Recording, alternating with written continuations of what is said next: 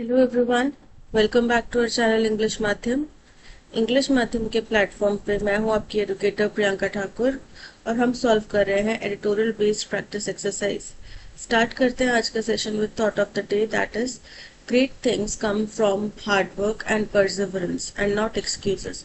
यानी कि अगर आपको सफल होना है लाइफ में तो कोई भी आप अच्छी चीज देखेंगे या मेहनती लोग देखेंगे या फिर जो टॉप पे पहुंचे लोग, तो ऐसा कोई शॉर्टकट तो उनको मिला नहीं है ना, कोई बहाने मार के तो टॉप पे पहुंचा नहीं। उन लोगों ने मेहनत करी, डिटर्मिनेशन के साथ में निरंतर मेहनत करी और वो सफल हुए। राइट, तो आपको भी अगर ऐसा कुछ करना है, आपने अपने बारे में सोच रखा है कि मैं एक सफल व्यक्ति बनूंगा या ये मेरी डेफिनेशन है सफलता की और इस मुकाम को मैं हासिल करूंगा, तो उसके लिए आपको भी बहाने त्यागने पड़ेंगे। मेरे पास टाइम नहीं है, मेरी नींद पूरी नहीं हो रही, मेरे पास रिसोर्सेज नहीं है, ये सब छोड़ के आपको बहाने छोड़ के मेहनत करनी पड़ेगी। ठीक है, चलिए स्टार्ट करते हैं reading comprehension and practice exercise for SSC CGL 2024। Sometimes life unfolds in ways that we cannot foresee। बोल रहे हैं अनफोल्ड होना मतलब आपने पेपर को फोल्ड कर रखा है, आप उसको अनफोल्ड कर रहे हैं यानी कि उसको खोल रहे हैं। तो कई दफा लाइफ आपके सामने इस तरीके से खुलती है, इस तरीके से उजागर होती है जो आप कभी प्रिडिक्ट नहीं किया होगा आपने। Shaped by a mix of choices, opportunities and coincidences हो रहे हैं, और इसमें बहुत सारी चीजें मिली हुई होती हैं।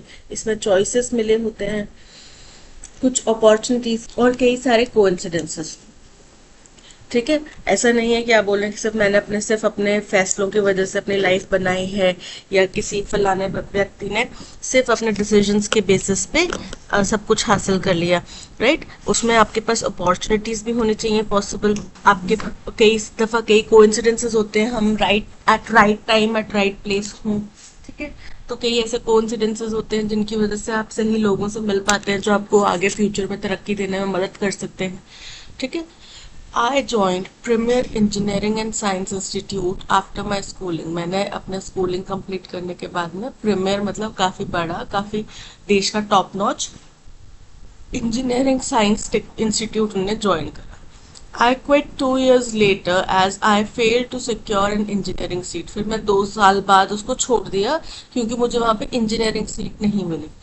I joined another engineering college। फिर मैंने एक दूसरा इंजीनियरिंग कॉलेज ज्वाइन करा and then the prestigious railway services. उसके बाद में वो रेलवे सर्विसेज IRS में चला गया। My entry into the railways could also be attributed to good fortune as the organization increased the number to be inducted। तो बोल रहे हैं कि जो मैं रेलवे में गया उसको मेरी अच्छी किस्मत भी कहा जा सकता है, क्योंकि कई बार होता है ना कि अब हम लोग ने एग्जाम दी और कई बार वो एग्जाम पोस्टपोन हो गए या फेल हो गए, एग्जाम रद्द कर दिए गए, तो वो क्या हमारी खराब किस्मत है, नहीं लिखा हमारी किस्मत में। पर अगर वहीं हमने एग्जाम दिया था, एग्जाम में हमारा रैंकिंग जो है, मार्किंग जो है वो इतनी आई थी कि मतलब 15-20 बच्चे बाद में हमारी मार्किंग आई थी, उनने लेने 15 बच्चे थे। ठीक है, लेकिन उन्होंने सीट्स बढ़ा दी कि नहीं अब इतनी नहीं इतनी सीट्स पे होंगे, तो हमारे चांस भी बढ़ गए उसमें। तो सेम इनके साथ में हुआ। जो भी ये व्यक्ति हैं, राइटर हैं, जो अपनी कहानी बता रहे हैं, ये कहते हैं कि भाई मेरी अच्छी किस्मत थी कि उसी टाइम पे ऑर्गेनाइजेशन ने नंबर ऑफ सीट्स जो वो शामिल करेंगे, जितनी सीट्स पे वो भर्तियां लेंगे, वो उनने बढ़ा दी।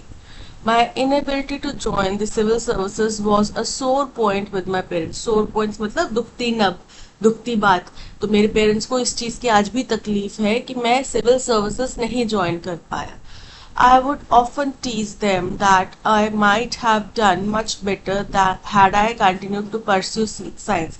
और मैं भी उनको अक्सर छेड़ता रहता हूँ, उनके साथ मैं मजाक करता हूँ। ऑफन मतलब अक्सर, टीज मतलब उनको छेड़ना चिढ़ाना। तो मैं भी उनको अक्सर चिढ़ाता हूँ कि अगर मैं साइंस में ही कंटिन्यू करता, जो 2 साल बाद उन्होंने साइंस इंस्टीट्यूट छोड़ दिया, तो अगर मैं उसी में कंटिन्यू करता तो मेरी लाइफ आज और बेहतर होती, मैं आज कुछ और बेहतर कर रहा होता।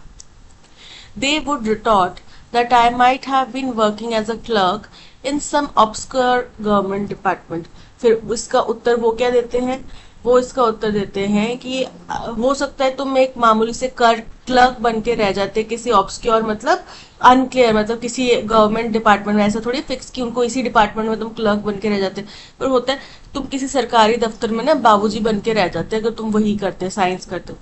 Who knows? I might have worked harder to clear the civil services examination had I continued to pursue science in the Premier Institute or had I not been selected for the railways. बोल रहे किसे पता, अब ये तो possibilities है ना, ऐसा नहीं हुआ, ऐसा हो सकता था, वैसा हो सकता था, पर हुआ तो नहीं। तो वो ये बोल रहे कि किसे पता। अब पेरेंट्स बोल रहे हैं कि हो सकता है तुम किसी क्लर्क, किसी सरकारी दफ्तर में मामूली से क्लर्क वगैरह लगे होते, ठीक है। और ये लड़का बोल रहा है कि ये भी तो हो सकता है कि मैं और ज्यादा मेहनत करता और मैं सिविल सर्विसेज एग्जाम क्वालिफाई करता, अगर मैं उसी देश के टॉप जो साइंस इंस्टीट्यूट था उसमें से केवल साइंस पढ़ता, तो हो सकता है मैं ये कर पाता और मैं रेलवे में सिलेक्ट नहीं होता। My father often narrates the story of his friend, a civil engineering graduate from his college, who joined the state services. बोल रहे हैं मेरे पिताजी अक्सर अपने एक दोस्त की कहानी सुनाते हैं जो कि एक civil services civil engineering graduate था, सिविल इंजीनियरिंग करी थी उनके कॉलेज से, पिताजी के कॉलेज से, और जिन्होंने बाद में स्टेट सर्विसेज ज्वाइन करी। He was afraid that the bridge that he had design might collapse. तो उस व्यक्ति को, सिविल इंजीनियर को, उसको डर लगता था कि जो मैंने ब्रिज डिजाइन करा है कहीं वो गिर ना जाए। He followed my father's advice to join academics. तो उन्होंने मेरे पिताजी की बात मानी और उन्होंने academics ज्वाइन कर लिया, एज एन फैकल्टी वगैरह उन्होंने ज्वाइन कर लिया। He is now an internationally recognized geotechnical engineer in America. और आज वो इंटरनेशनली यानी कि दुनिया भर में जाने माने एक जियो टेक्निकल इंजीनियर है अमेरिका में। My father is an electrical engineer who joined engineering college a year into post graduation. बोल रहे हैं मेरे पिताजी इलेक्ट्रिकल इंजीनियर हैं जिनने इंजीनियरिंग कॉलेज का एक साल पोस्ट ग्रेजुएशन का ज्वाइन किया था। He had wanted to pursue his MSc. वो MSc करना चाह रहे थे and then enter academics if he could not join the prestigious IAS. और फिर वो चाह रहे थे कि मैं academics ज्वाइन करूं अगर मैं IAS ना क्वालिफाई कर पाऊं। My father does not regret his choices. मेरे पिताजी अपने किसी भी चॉइसेस का रिग्रेट नहीं करते, अफसोस नहीं करते। He does have one memory that he regrets whenever he remembers about it. लेकिन फिर भी उनके दिमाग में एक ऐसी बात है, एक ऐसी याद है जिसके बारे में वो जब भी याद करते हैं तो उनको अफसोस होता है। This is also from his college days. ये भी उनके कॉलेज के दिनों से ही है। Few of them decided to indulge themselves with an evening out. Indulge मतलब शामिल होना, किसी चीज में लिप्त होना। तो उनमें से कुछ दोस्तों ने आज इवनिंग आउट मतलब कि बाहर जाने का, शाम को बाहर जाके मस्ती करने का प्लान बनाया, ठीक है। My father went to the friend's room to take him along. मेरे फादर वो जो अपने फ्रेंड की बात बता रहे थे ना कि उनके दिमाग में क्या याद है, तो उसके फ्रेंड के रूम में गए और उसको बोलने लगे कि तू भी चल हमारे साथ। This young boy appeared cheerful but refused to accompany them. तो ये बंदा जो है वो काफी खुश लग रहा था, ऐसा नहीं कि वो दुखी लग रहा था, लेकिन फिर भी उसने मना कर दिया कि नहीं मैं नहीं आऊंगा तुम्हारे साथ, ठीक है। He had committed suicide by the time they returned. लेकिन किसे पता था कि जो बंदा हमें इतना हंसता खेलता दिख रहा है, खुश मिजाज दिख रहा है, वो उसका अंतिम पल होगा, वो अंतिम दिन होगा। तो जब तक वो वापस आया तब तक उसने सुसाइड कमिट कर लिया था। My father still ruminates. Maybe we could have saved him had we stayed back or pushed him to accompany us.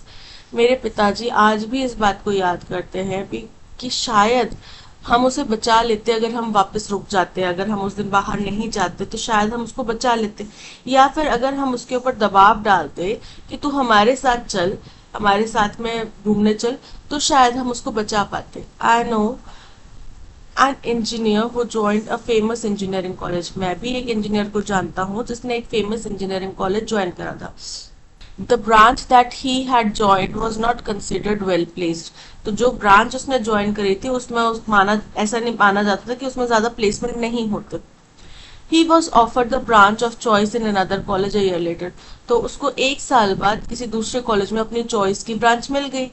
He left the overnight without consulting anyone. उसने उसी रातों रात अपना सामान बांधा और दूसरे कॉलेज चला गया। He is extremely successful और उसने किसी से बात नहीं करी, कंसल्टिंग एनीवन मतलब किसी और से विचार विमर्श नहीं करा। He is extremely successful in his chosen profession. तो आज जिस ब्रांच में उसने उस टाइम इंजीनियरिंग करी थी उसमें वो काफी सफल है, काफी सक्सेसफुल है। However, he has pangs of regret that his life would have taken a different trajectory had he not taken the impulsive decision. अब पैंक का मतलब क्या होता है, पीड़ा। तो उसको, लेकिन फिर भी इस बात की पीड़ा है, इस बात का अफसोस है, एक अफसोस की पीड़ा है कि उसने अगर उस रात ये इम्पल्सिव, इम्पल्सिव मतलब एकदम आवेग में आके ये डिसीजन नहीं लिया होता, तुरंत से ये डिसीजन नहीं लिया होता, रुकता, किससे बात करता, किससे विचार विमर्श करता, तो शायद उसकी लाइफ आज दूसरे ही ट्रेजेक्टरी, दूसरे ही दिशा पे चल रही होती। And waited the night out to consider, और वो रात भर रुकता और रिकंसिडर करता, तो उसकी दिशा, लाइफ की दिशा आज किसी दूसरी दिशा में होती। The two of us recently bumped into another well-known engineer at Mumbai airport. कौन दो?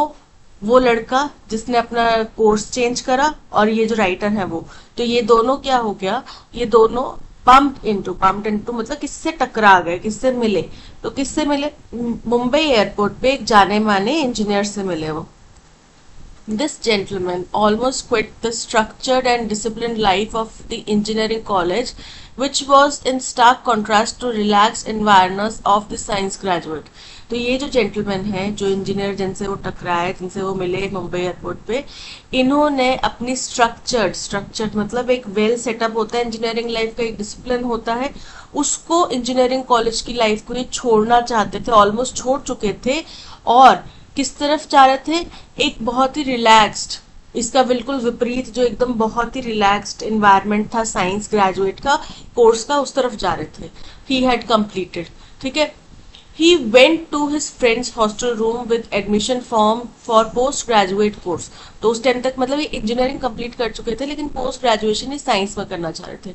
वो अपने फ्रेंड के हॉस्टल रूम में गया एडमिशन फॉर्म के साथ में पोस्ट ग्रेजुएट कोर्स के लिए। To realize that studies were as structured and disciplined as his engineering course. और उनको ये समझ में आया कि पढ़ाई जो है वो इतनी ही स्ट्रक्चर्ड, इतनी ही डिसिप्लिन्ड है जैसा कि उनका इंजीनियरिंग कोर्स था। ही कंप्लीटेड हिज इंजीनियरिंग, फिर उन्होंने अपनी इंजीनियरिंग ही कंप्लीट करी। ज्वाइन द रेलवे सर्विसेज, अपनी रेलवे सर्विसेज ज्वाइन करी। And successfully headed a leading metro rail organisation in India at the time of his retirement. और जब तक वो रिटायर हुए तब तक वो एक देश के लीडिंग मेट्रो रेल ऑर्गेनाइजेशन को सक्सेसफुली हेड करे थे, उसके हेड थे।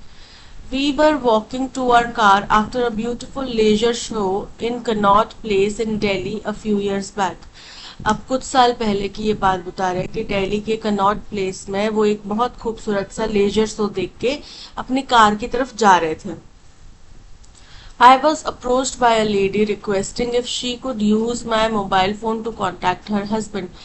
तो मेरे पास एक औरत आई, उसने मुझसे रिक्वेस्ट करी कि क्या आप मुझे अपना मोबाइल फोन दे सकते हैं, मुझे अपने हस्बैंड से कॉन्टैक्ट करना है, कनेक्ट करना है। They had got separated in the crowd, बोलती कि हम लोग भीड़ में अलग हो गए। The husband spoke to me to thank me for the courtesy. तो उसके हस्बैंड ने मुझसे बात करी और मुझे शुक्रिया अदा करा कि भाई आपने इतना कर्टसी दिखाया, इतना पोलाइटनेस, इतना शिष्टाचार दिखाया, उसके लिए। It turned out that we were together during training in my first job. तो पता चला कि हम दोनों, मेरी जब पहली जॉब थी उसके दौरान में हम दोनों ट्रेनिंग में एक साथ थे। Douglas Copeland, Canadian novelist and designer said. Douglas Copeland एक व्यक्ति हैं जो कि कनाडा के नॉवलिस्ट हैं और डिजाइनर हैं। उन्होंने कहा every single moment is a coincidence. वो कहते हैं कि हर एक क्षण एक कोइंसिडेंस है, अचानक हुई कोई घटना है। It is up to us to use this joker in the pack to play this game of life. तो हम इन कोइंसिडेंसेस को इस्तेमाल, ये हमारे ऊपर है कि क्या हम इन कोइंसिडेंसेस को इस्तेमाल करके अपनी इस लाइफ का जो गेम चल रहा है इसमें खेलना चाहेंगे। What is the tone of the passage? Passage की टोन कैसी है? तो जब हम पुरानी भूली बिसरी यादों को याद कर रहे होते हैं, उनमें डूबे हुए होते हैं, उनके बारे में कुछ हंसी खुशी के पल, कुछ गम के पल याद कर रहे होते हैं, तो उसको बोलते हैं नॉस्टैल्जिक। ठीक है, एनालिटिकल नहीं है, पेसिमिस्टिक नहीं है, मजाकिया नहीं है, कैसी है? नॉस्टैल्जिक है। Option A is correct. From the passage, it can be inferred that all of the following are true about the author's father except that. तो इस पैसेज के अनुसार इनमें से सभी बातें ऑथर के फादर के बारे में, ऑथर के बारे में नहीं, ऑथर के फादर के बारे में करेक्ट है, एक बात को छोड़ के।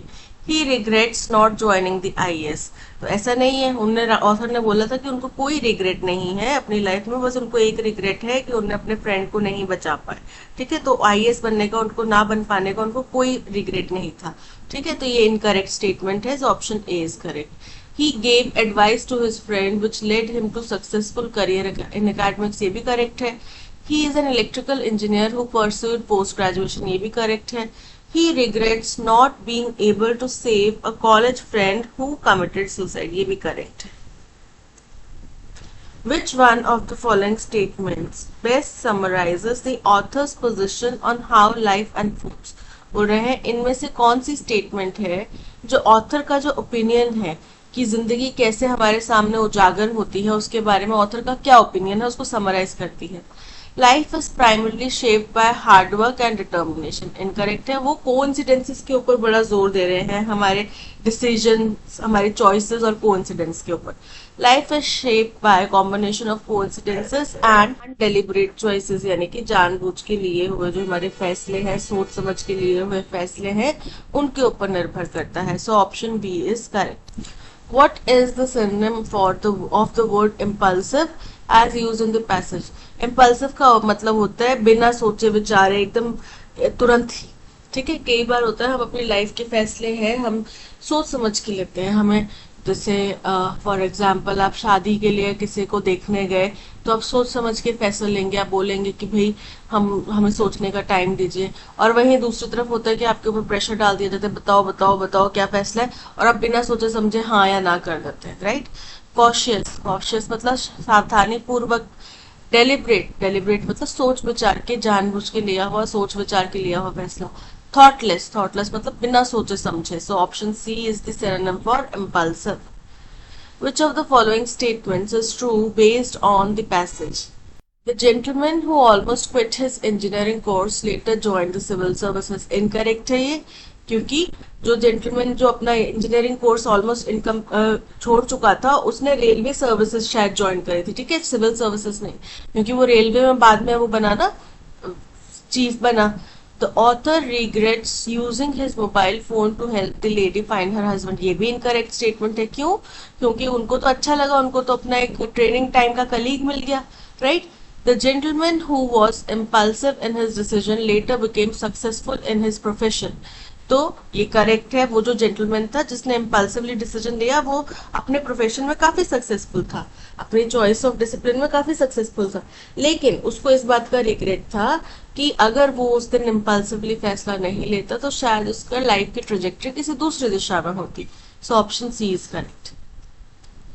On the afternoon of 30 March 1981, बोल रहे हैं 30 मार्च 1981 की दोपहर को, many Americans experienced a dash of deja vu. Experienced a feeling of deja vu हो सकता है, उनको एक भावना, एक फीलिंग महसूस हुई। डेजा वू उस घटना को बोलते हैं जब कई दफा हमें ऐसा लगता है कि ये घटना हमारे साथ पहले भी हो चुकी है। ठीक है, कई बार हम बैठे होते हैं, मम्मा कुछ बोलते हैं, कोई अपना फ्रेंड ऐसे आता है तो हमें ऐसा लगता है कि यार ये चीज पहले भी हो चुकी है, राइट। तो Deja vu is a name given to the feeling that a person has seen or experienced an event before. बोल रहे हैं डेजा वू उस फीलिंग को नाम दिया गया है जो एक व्यक्ति को लगता है कि उसने पहले देखी है या पहले भी उसने महसूस करी है। Many Americans could not help having that feeling on this day. पर ऐसा था कि ये डेजा वू की फीलिंग किसी एक आधे व्यक्ति को नहीं, अधिकतम बहुत सारे अमेरिकन को उस दिन फील हुई। ठीक है, the dash hit TVs and radios immediately. The news हो सकता है कि ये घटना की कुछ घटना हुई होगी, उसकी न्यूज टीवीज और रेडियोज पे इमीडिएटली फैल गई। President Ronald Reagan had been shot, तो ये घटना थी जो उनको डेजा वू की फीलिंग दे रही थी, क्योंकि इससे पहले 1981 से पहले जॉर्ज एफ कैनेडी को भी शॉट डाउन किया गया था। अमेरिका के काफी सारे प्रेसिडेंट्स को शॉट डाउन किया गया था, उनको असैसिनेशन हुआ है। ठीक है, तो प्रेसिडेंट रोनाल्ड रीगन जो था उनको शूट कर दिया गया था। He was living a hotel in Washington DC, वो वॉशिंगटन डीसी में एक होटल से निकल रहे थे। Turn to wave at some of the people gathered to see him, और वो कुछ लोग जो इकट्ठा हुए थे उनको देखने के लिए, उनको वेव करने के लिए, उनकी तरफ हाथ हिला के इशारा करने के लिए, उनको ग्रीट करने के लिए वो मुड़े। And fail towards the ground, और तभी वो जमीन की तरफ गिर गए।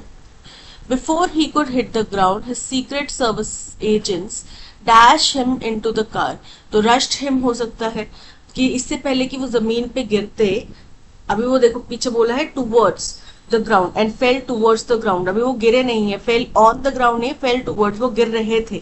लेकिन इससे पहले कि वो जमीन पे गिरते, उनके जो सीक्रेट सर्विस एजेंट हैं उन्होंने क्या किया, वो उन्होंने उनको फटाफट से कार में रश किया या फिर कार में बिठाया और वो ले गए उनको नियरेस्ट हॉस्पिटल में। This same story had been heard before, ये कहानी पहले भी सुनी गई है।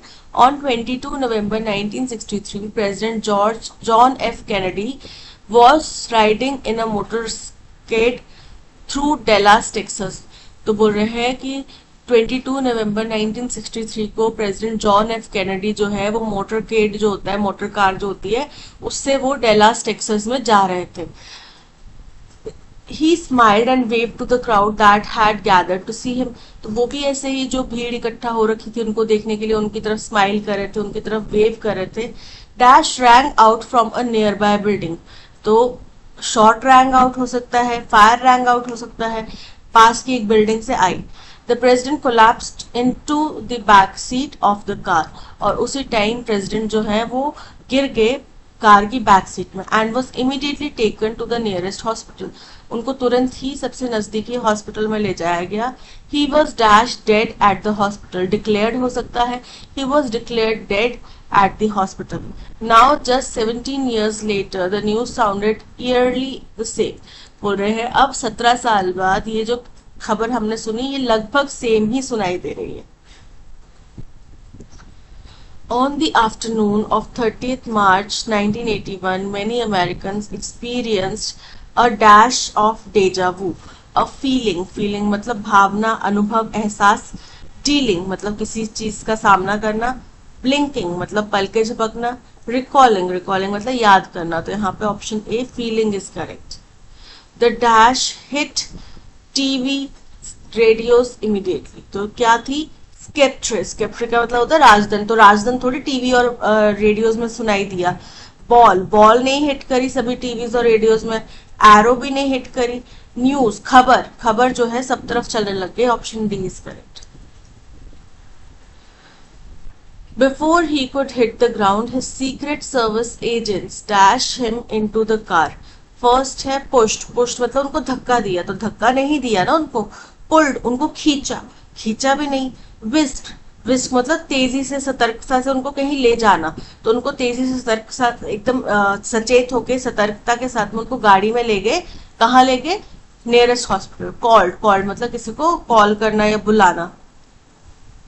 He smiled and waved to the crowd that had gathered to see him।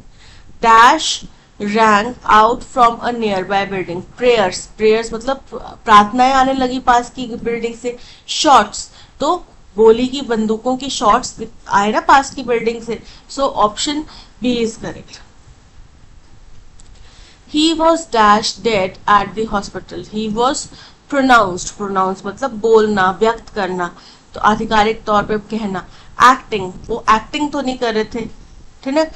Almost dead क्या होता है, वो तो वहां पे मृत डिक्लेयर कर दिए गए। शॉट डेड, वहां पे उनको गोली चला के मार दिया गया। सो नहीं, वो पहले ही वहां पे जाके डिक्लेयर कर दिया गया, उनको प्रोनाउंस कर दिया गया। Option A is correct. Lenient word का हमें क्या बताना है, एंटोनिम बताना है।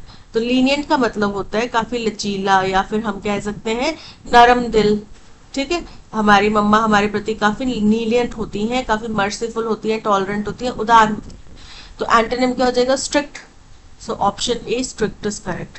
राउडी का मतलब होता है बहुत ही उपद्रवी टाइप ऑफ व्यक्ति।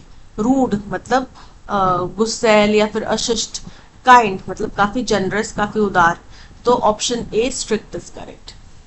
एस इन दी होल का मतलब होता है कि किसी चीज की छुपे हुए गुण, जैसे कि अब हमें कड़वी मेडिसिन या फिर जो कड़ी पत्ता वगैरह या हमारे देसी नुस्खे हैं वो खाने के लिए बोलते हैं, तो वो काफी कड़वे होते हैं, लेकिन उनके हिडन बेनिफिट्स बहुत ज्यादा होते हैं। अगर हम उनके टेस्ट को नजरअंदाज कर दें तो उनके हिडन बेनिफिट्स काफी ज्यादा है। A second chance to do something incorrect है।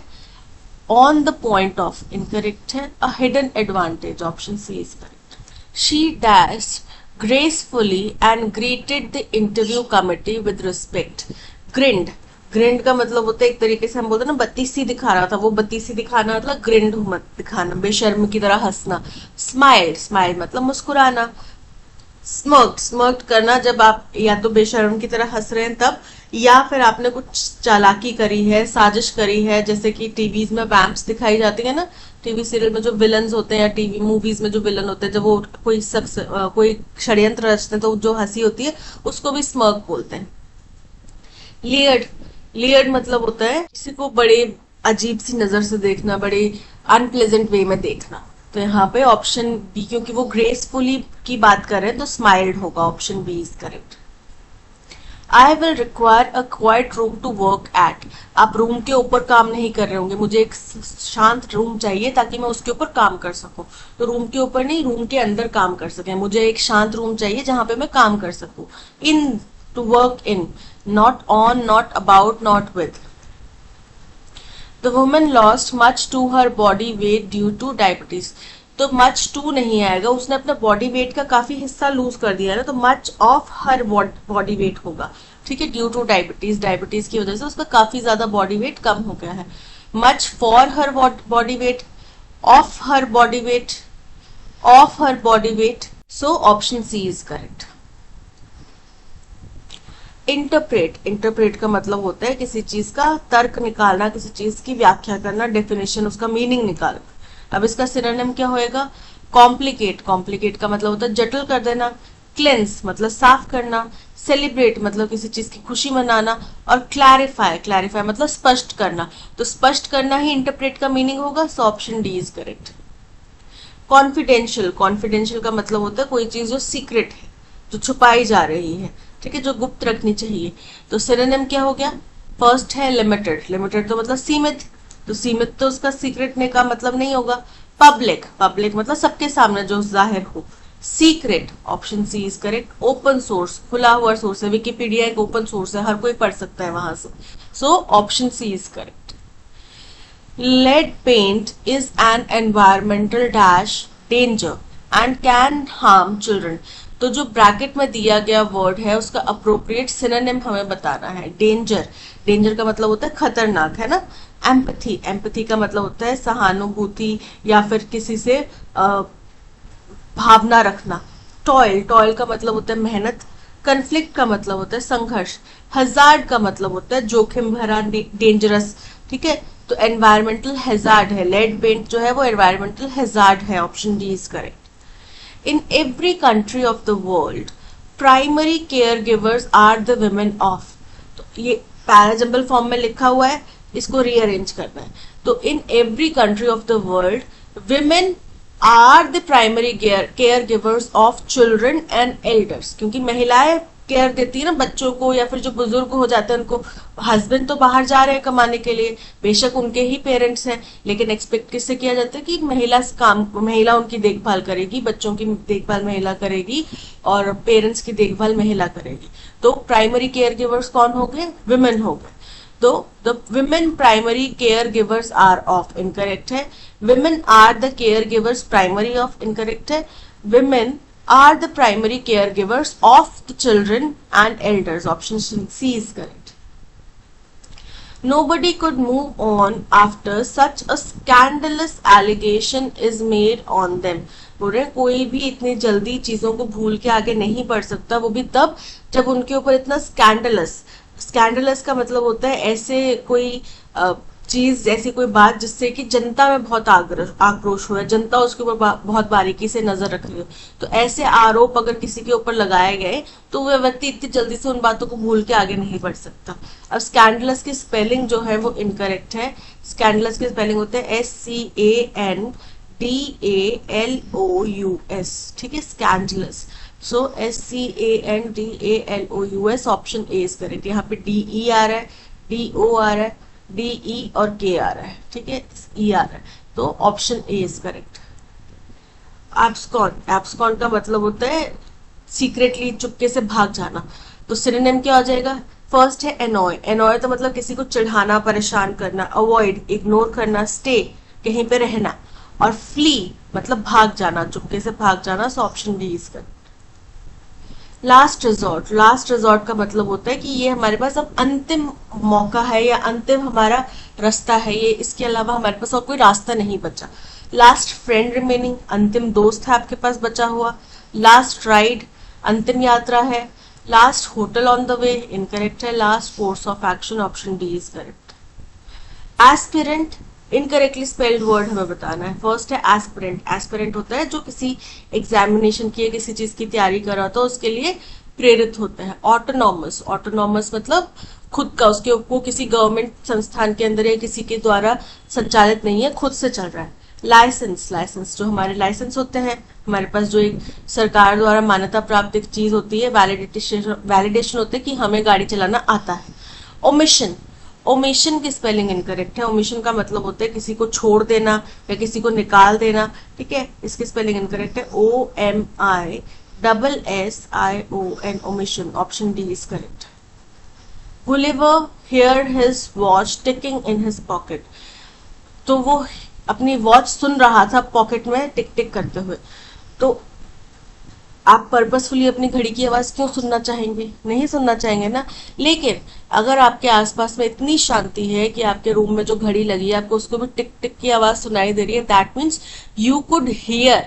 तो क्या आएगा? Gulliver could hear his watch ticking in his pocket, option A is correct. Parajumble का क्वेश्चन नहीं है। S1 और S4 स्टेटमेंट गिवन है। PQRS में से हमें S2 और S3 स्टेटमेंट आइडेंटिफाई करना है, ठीक है। फर्स्ट देखते हैं S1 स्टेटमेंट।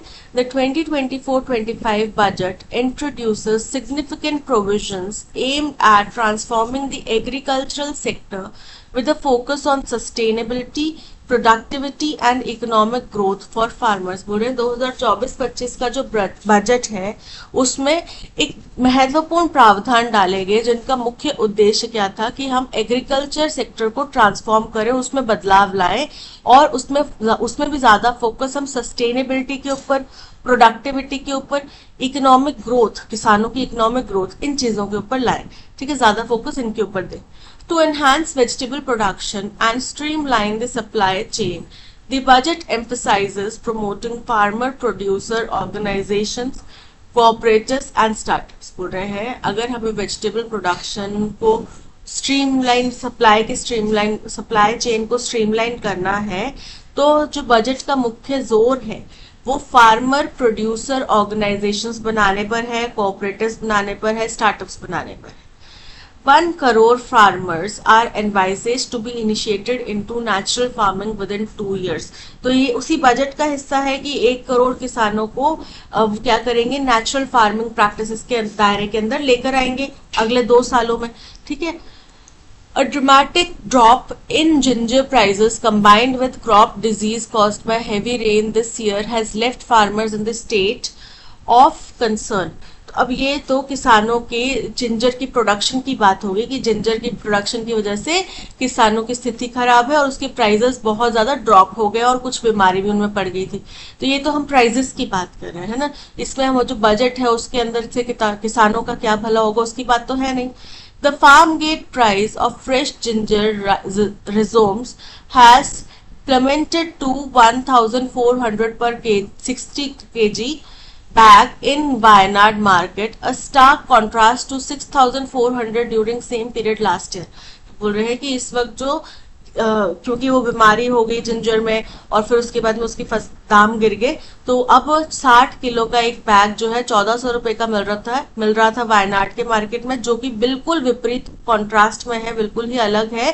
पिछले साल इसी दौरान में जो 60 किलो का बैग है वो 6400 का मिल रहा था, ठीक है। तो ये दोनों जो है जिंजर के कुछ आर्टिकल लिखा होगा जिंजर के ऊपर बेस्ड, उसके ऊपर निर्भर करते हैं, तो ये दोनों तो यहाँ पे सही नहीं बैठते। क्यों नहीं आएगा?